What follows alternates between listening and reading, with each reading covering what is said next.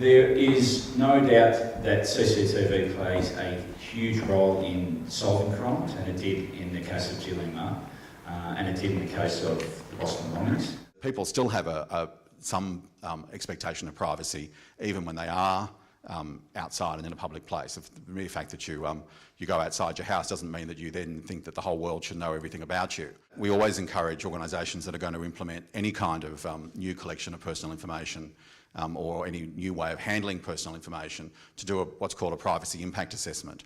We are very much opposed to the installation of CCTV cameras. Increasing security and cameras is going to take away and break away community spirit.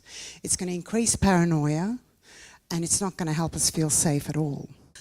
It's very important that we actually, when we talk about safety, that we really look at the bigger picture. 3/4 of all of our assaults happen from a known perpetrator. So the assaults are a known perpetrator. It's not a random assault where I get clocked over the head down in Sydney Road. It is more often than not, 3 out of 4 times, someone that I'd know that would assault me. The City of Moreland already has an holistic view of what community safety is, and it's not just about the cameras. This is one tool which we're discussing in an open manner that may assist police apprehend offenders in our area, but it is by no means should be the central view. Listening to you talk about how this might be implemented, I'm not really confident that you've got the funds to maintain this over time if you're hoping for a grant. We want to know from you whether we should in fact have them or not, or whether we should in fact go ahead and put the application in. But for our officers to put resources into that, it's purposeless if there's no reason for in fact applying for the grant. It is better that this area gets some rather than misses out. Just because you can't put them everywhere doesn't mean you should put them nowhere. So we have to think about, well, if we're going to have to expend money to do that, what money is that taking away from projects in community safety that we could otherwise spend it on? And they're the critical questions that we have to think about and need to be informed in order to make a decision. Yes, there's money for closed-circuit television. Unfortunately, there isn't money for coordinated family violence initiatives. Unfortunately, there isn't money for more affordable housing. Unfortunately, there isn't money for better public transport. Unfortunately, there isn't money for better integrated planning, but there is money, yay, for closed-circuit television. Some of the comments have been CCTV, sort of in brackets, only helps in the apprehension of offenders. Well, my view is that this is important. This matters. Apprehending offenders is a good idea. Pursuing, apprehending and successfully trying criminals is the real value of a camera system. There's the other advantage that people may just feel a bit safer walking around knowing that they're there. I think that's sometimes forgotten about. And, you know, for example, you go to a station and there's that safety area in yellow and the camera is somewhere about there. Well, you stand there and you feel a bit better about it.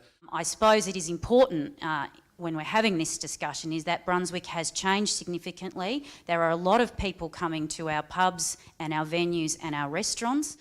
I'm actually quite proud of the fact that 75% of our assaults are actually not random street assaults and they're not attributed to the licensed premises. I remember when I first came to Brunswick, Sydney Road was dangerous. It was really dangerous. You would not go out at night unless you're prepared to take your own life into your own hands.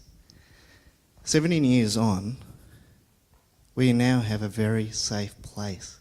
In fact, the thing I find most interesting about the Jill Marr murder, the thing that I found really interesting was that so people were so shocked that this happened in our community.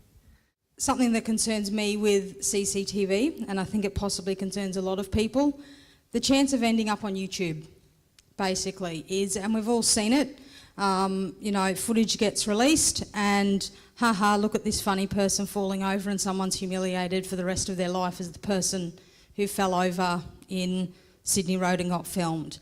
I want to know who is going to be running the cameras, who's going to have access to any footage that comes about, how that's going to be stored, how long it's going to be stored for, and what it possibly could be used for. The YouTube phenomenon tends to be more the individual walking past with their everyone has a camera, everyone's a journalist now. We handle CCTV footage at Footscray Police Station. It is a wireless system that's beamed directly back into the police station. It's held for 30 days. Not everyone has access to it.